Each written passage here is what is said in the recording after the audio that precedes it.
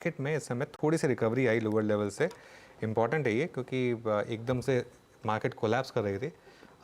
ये इंटरेस्टिंग है, और थोड़ी सी और रिकवरी अगर आ जाए तो फिर काफ़ी अच्छा होगा मार्केट के लिए। 20,950 960 तक भी आ गया तो मेरे ख्याल से ठीक रहेगा मार्केट के लिए।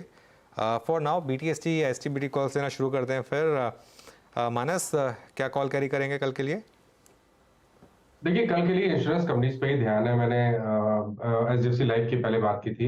ICICI प्रू लाइफ को लेके जाना चाहिए। यहाँ इसके फ्यूचर में खरीदारी करिए, क्योंकि स्टॉक ने लोअर लेवल पे सपोर्ट लिया है। एक ब्रेकआउट इंटरडे चार्ट पे देखने को मिला है। हाई टॉप हायर बॉटम्स का कंफर्मेशन भी हाई टॉप इंटरडे चार्ट पे है, तो उसके फ्यूचर में खरीदारी करनी है। 544 का आपको स्टॉप लॉस लगाना है और 575 के टारगेट सेट करने हैं ICICI प्रू लाइफ के फ्यूचर में। तो ICICI प्रू 575 की तैयारी, तेजी का ट्रेड ये। प्रशांत, आप क्या लेंगे? जी हर्षा जी, मुझे अल्केम काफी अच्छा लग रहा है। एक अच्छी डिप यहाँ पे आई है और करीबन 4,785-86 पे ट्रेड कर रहा है। स्टॉप लॉस मेरा होगा 4,730 4730। जो टारगेट में देख रहा हूँ वो 4,900 तक देख रहा हूँ, 4,900। तो चलिए, ये इस समय प्रशांत जी के पिक एल्केम लैब्स, इस पर आप इस समय एक ट्रेड ले सकते हैं। श्रीकांत, आप क्या कैरी करेंगे कल के लिए? तो देखिए, यहाँ पे मुझे लगता है कि टाटा कम्युनिकेशन में आज काफी अच्छे वॉल्यूम्स हुए हैं और एक अच्छी रिवर्सल पैटर्न या रिवर्सल एक्टिविटी का एक क्लियर कट चार्ट बना हुआ है। तो करंट लेवल से टाटा कम्युनिकेशन को लॉन्ग करें। यहाँ से हमें लगता है कि ये स्टॉक 1770 से लेकर 1800 के भी लेवल्स दिखा सकता है और यहाँ पे स्टॉप लॉस रखना है हमें 1700 के नीचे का। तो 1695 का स्टॉप लॉस बनाए और 1800 के टारगेट्स रखें।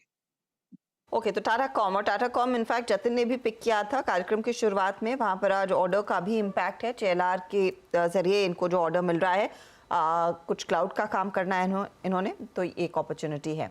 1770 और 1800 के टारगेट्स। अमित, आप क्या ट्रेड लेंगे? मैम, मैं बैंक ऑफ बड़ौदा लेके जाऊंगा। इसका स्ट्रक्चर काफी पॉजिटिव और इंटैक्ट है। रिसेंटली इसमें एक स्विंग ब्रेकआउट देखा था और वीकली और डेली RSI भी वेरी वेल पोजीशन्ड है और मोमेंटम थोड़ा सा मार्केट ढीला है, इसीलिए ये इसने आउट परफॉर्म नहीं किया। अगर मार्केट स्टेबल रहता तो मुझे लगता है ये आज ही आउट परफॉर्म कर जाता। 216 का प्राइस है, 213 का स्टॉप लॉस और टारगेट लगभग 222 रुपए के रहेंगे। ओके, अच्छा एक बार जरा ये MTNL का चार्ट दिखाइए। मेरी नजर भी उसी पर गई वो थी। क्या हुआ, फाइनेंस मिनिस्टर ने जैसे ही BSNL बोला ना, पब्लिक ने MTNL। ये बुल मार्केट के कमाल होते हैं आज तक। मतलब मुझे पता नहीं उसके बाद कुछ बोला या नहीं बोला MTNL को उन्होंने, और जैसे ही उन्होंने BSNL बोला एकदम से MTNL चल पड़ा वहाँ से। और क्योंकि वैसे ही PSU है और PSU में यही एक स्टॉक है जो शायद इतना चला नहीं है। हाँ। वैसे ये सब डेंजरस ट्रेड्स होती हैं, इस चीज़ का ध्यान रखिएगा। लेकिन एनीवे, सिर्फ प्राइस एक्शन था, इसके लिए इसको स्पॉट किया तो यहाँ पर एक मूव आया। अच्छा, मयूरेश भी हमारे साथ। मयूरेश, एक व्यू आपका अगर हो जाए स्पाइस जेट पर। आज अब बड़ी करेक्शन स्टॉक में, काफ़ी एक यहाँ पर डाइल्यूशन है और प्लस शायद वो नाम नहीं है जो मार्केट एक्सपेक्ट कर रहा था, लेकिन कोई व्यू इस पर? नहीं, एक क्लियर रिकवरी का एक इंडिकेशन हो सकता है। बट जैसे क्रूड प्राइसेस गिरे हैं, मुझे लगता है I think this sector should remain in focus. कौन इन्वेस्टर्स निकल के आते हैं, I think this will be very very interesting. But at the end of the day I think एक रिवैम्प एक्सरसाइज जो होती है, जो फ्लीट साइज इनके पास अभी बची है, अच्छा खासा समय लगेगा for that entire revamp to happen. In fact Anuj, एक इंटरेस्टिंग रिपोर्ट पढ़ रहा था कि मैं काइटा का, for expectations from an FY24 perspective. तो उनके ख्याल से FY24 में जो रेवेन्यूज हो सकते हैं ऑलमोस्ट $980 बिलियन के आसपास हो सकते हैं। जो फ्लाइट्स FY24 में रहेंगी ये 40.2 मिलियन की रहेंगी, compare to 36 million in FY23 and almost 39 million in FY24। And the number of passengers we are expect to fly 4.7 billion compare to 4.5 in FY19। तो I think with falling crude prices और perspective है industry की of increasing growth, शायद एक momentum रह सकता है sector की तरफ। I think IndiGo is better placed at this juncture looking at all these times. Hope कर रहे हैं कि कुछ रिवाइवल देखने को मिले। इनफैक्ट कस्टमर पर्सपेक्टिव से तो मैं उम्मीद करूंगी कि कुछ रिवाइवल आए, क्योंकि वो एक तरफा ही एक्शन बनता दिखाई दे रहा है। अच्छा, इस बीच HDFC लाइफ, जिस पर हम पहले भी चर्चा कर चुके हैं, जिस पर बाय कॉल भी आया है, एक अपडेट आ रहा है और उनके फेवर में है। एक मामला था जो आई थिंक 2008 से 11 के बीच का था, सर्विस टैक्स वाला मामला। अब ट्राइब्यूनल ने कंपनी के पक्ष में फैसला सुनाया है। करीब 232 करोड़ का यह मामला था, तो वो एक रिलीफ है, तो वो एक एडेड इंसेंटिव है HDFC लाइफ के लिए। स्टॉक वैसे भी आज तेजी में, अब 5.5% तक के गेन्स साफ देखने को मिल रहे हैं। तो ये फिलहाल आपके लिए कुछ काउंटर्स जहां पर एक्टिविटी कुछ दिख रही है और टिक रही है। अच्छा, एक दो और ट्रेड्स आपके सामने लेकर आते हैं स्क्रीन पर, जिनमें थोड़ा सा एक्शन जाते जाते बना है। कैनफिन होम्स देखेंगे प्लीज आप मानस, क्योंकि ये भी थोड़ा सा मोमेंटम दिखा रहा है और मुझे याद है इसकी चर्चा हम पिछले हफ्ते कर रहे थे। कैनफिन होम्स में 14% का ओपन इंटरेस्ट है और स्टॉक कैश में 1.5% ऊपर, फ्यूचर्स में लगभग 2% के गेन्स है। देखिए यहाँ पर मल्टीपल सपोर्ट्स हैं लोअर लेवल पे, 740 से लेकर 720 की रेंज पे मल्टीपल सपोर्ट्स है और वहां से ही रिकवरी देखने को मिली है। एक हैमर पैटर्न बन रहा है, तो अगर आज की क्लोजिंग जहां पर है वहां पर या तो 2-3 रुपए इधर उधर हो जाती है, तो मेरे ख्याल से आपको एक रिकवरी देखने को मिलेगी जिसमें 810 तक के भाव देखने को मिल सकते हैं। अगर ट्रेड लेना होगा करंट लेवल्स पे तो वो खरीदारी करने का ट्रेड होगा। 739 की स्टॉप लॉस से खरीदारी करेंगे और 810 रुपए के टारगेट सेट करेंगे। ये और शायद बैन में जाने की तैयारी भी है कैनफिन होम्स की।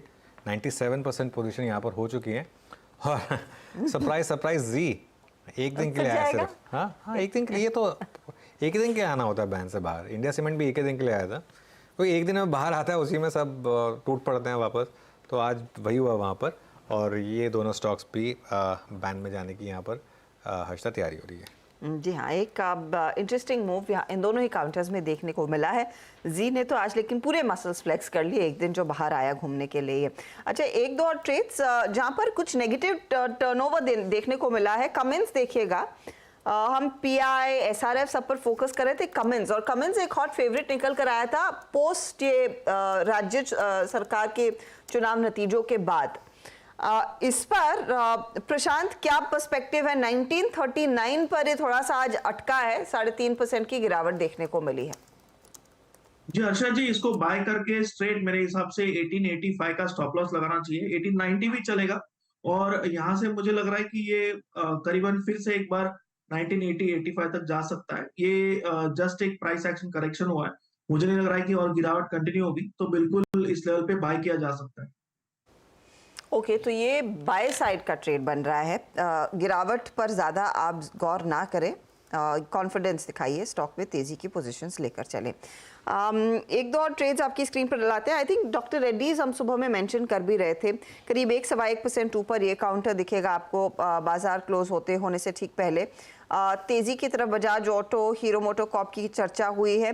ITC फाइनली एक पॉजिटिव क्लोज दिखा रहा है, काफ़ी वॉलेटाइल रहा है ये, लेकिन साथ ही साथ आप ध्यान दीजिएगा दालमिया भारत पर जो करीब 1.5% ऊपर है, अल्ट्राटेक सीमेंट पर जहां पर हमने देखा नियरली 1.5% तक के गेंस बनते दिखाई दिए।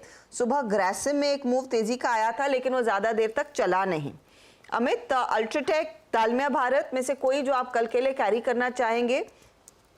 जी मैम, अल्ट्राटेक अगर देखें तो इसमें काफी स्ट्रॉन्ग रनअप ऑलरेडी आ चुका है। स्टॉक अभी भी पॉजिटिव है, लेकिन अगर किसी risk reward point of view से बोले तो मुझे दालमिया भारत का स्ट्रक्चर काफी पॉजिटिव लग रहा है। स्टॉक की कैंडल ने अभी भी डेज हाई पे अपना स्ट्रक्चर मेंटेन किया, ग्रासिम ने जिस हिसाब से गिव अप कर दिया है, बट यहाँ पे स्ट्रक्चर पॉजिटिव है, मूविंग एवरेजेस के काफी क्लोज है।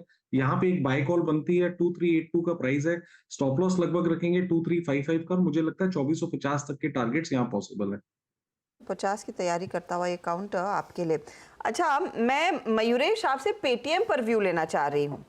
स्टॉक अच्छा मयूरेश है नहीं, तो एक बार चार्ट देखेंगे आप प्लीज मानस। पेटीएम का 616 है और अगर आप देखिए दिसंबर के 12, आज ये 12 तारीख है, पिछले 2 हफ्तों में काउंटर में करीब 29% की गिरावट। पिछले हफ्ते जो हुआ सो हुआ और अब एक फॉलो थ्रू बनता दिखाई दे रहा है।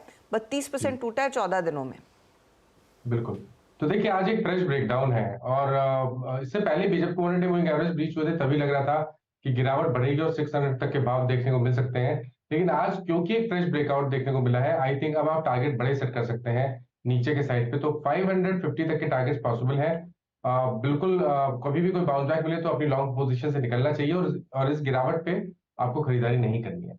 गिरावट पर खरीदारी नहीं करनी है, थोड़ा सा सेटल होने दे, देखिए 600 होल्ड करता है या नहीं। एक तरफा गिरावट देखने को मिल रही है इस काउंटर में। 998 इसका 52 वीक हाई था, वहाँ से तो हम लगभग 300 पॉइंट से ज़्यादा टूटता देख चुके हैं इस पर्टिकुलर स्टॉक को।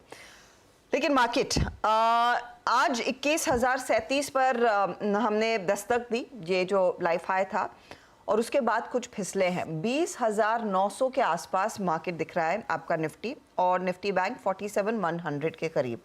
अनुज बताइए, तेजी की पोजीशंस हैं तो हिम्मत रखें, कैरी करें, या फिर आज रहने दें? नहीं, कैरी करें और थोड़ी हिम्मत करें फ्रेश बाय करने की, क्योंकि ये जोन है बाय करने का। जो आज